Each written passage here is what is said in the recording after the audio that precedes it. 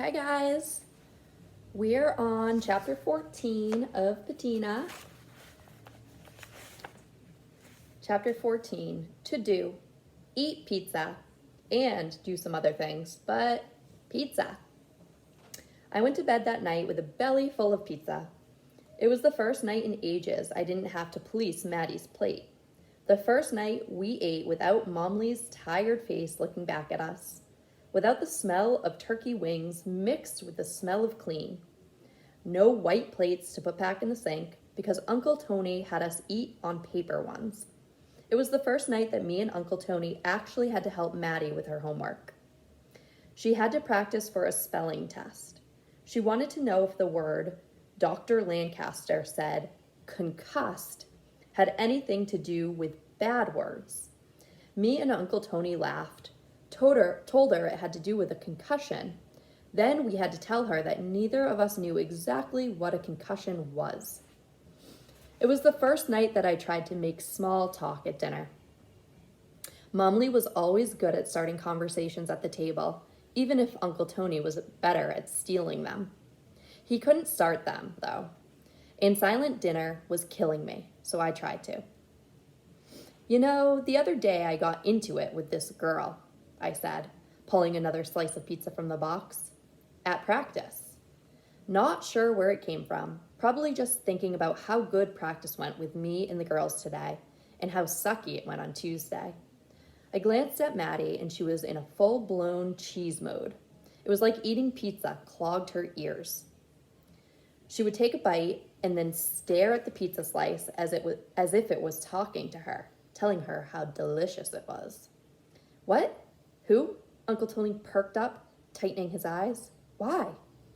Just this girl, Crystal.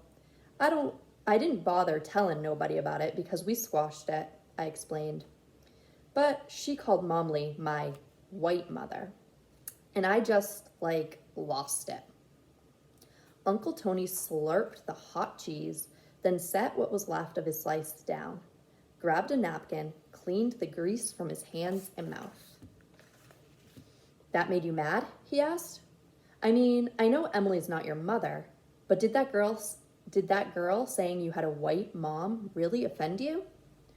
I chewed on crust, chewed and chewed, thinking about everything. I swallowed, shook my head. Nah, not really. It wasn't that. I was more mad that she said it like she knew our family, our situation. I glanced at Maddie again. She was nibbling like a rabbit, which meant she was now listening. Didn't matter. She needed to hear this part. So I had to defend us. I had to defend Momley. Maddie looked at me. I looked at Uncle Tony. He nodded and picked his pizza back up. You know, Emily would have told you not to get into no mess with nobody over her. She would have said that she doesn't need you to defend her because she's the adult. And it's her job to defend you. Yeah, I know. She probably would have got on the phone and snitched on me to Ma. Uncle Tony snorted. And what you think Bev would have said? He took another bite of pizza. I thought for a moment, ripping the crust in my hand open to pick the soft white bread out of the crunchy part. I glanced back up and shrugged, bread between my fingers like a pinch of cotton. Probably would have yelled at me. Concussed you out, Uncle Tony joked. Just like she's gonna do me since I forgot to call her and tell her about everything that happened today. I tossed the bread into my mouth and chewed.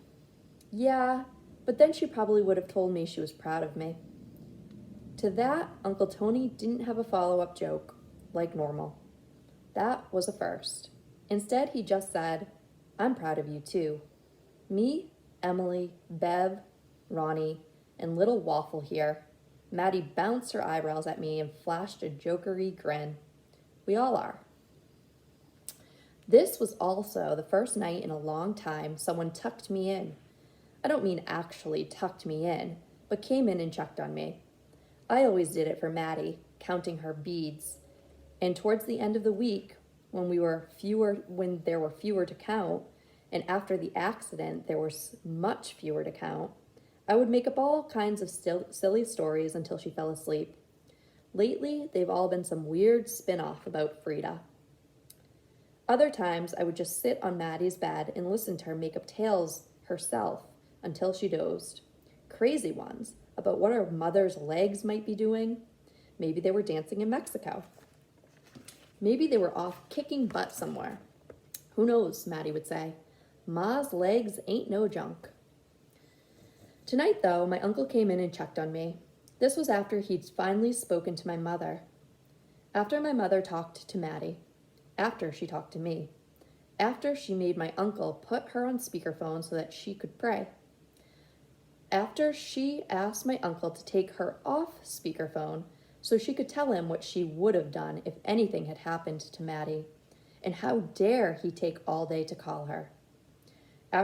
After she asked for Momley's hospital room number, and after she told us she loved us, all of us. Uncle Tony knocked on the door.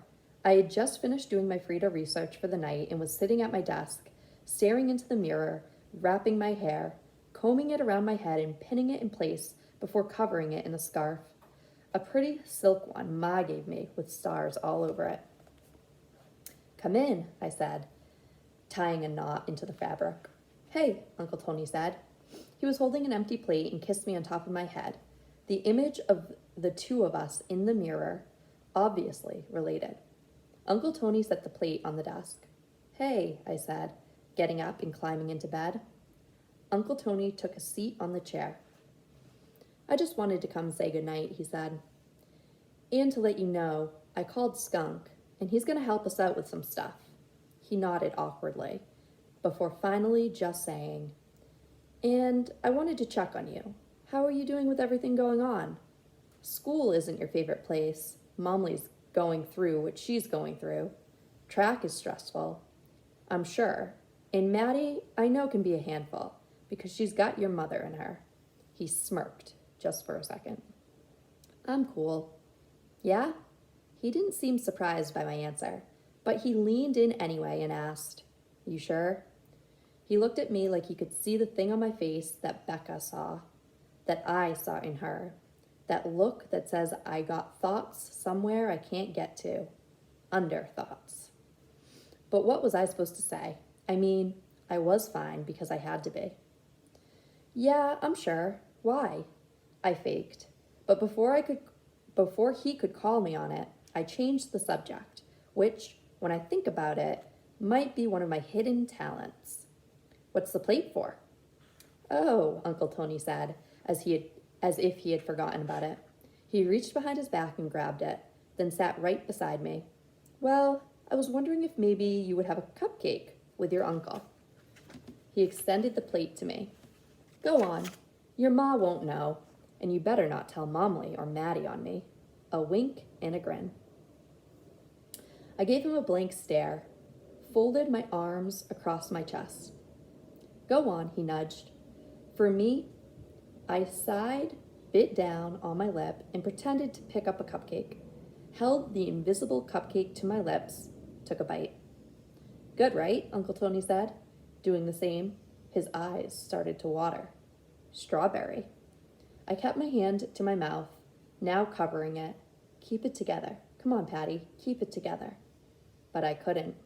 I couldn't help to think about my life without my little sister, without Momley, my life without my mother or uncle. And even though I was grateful for all of them, I wondered how my life would be different if my dad had just woke up. Why couldn't he have just woke up?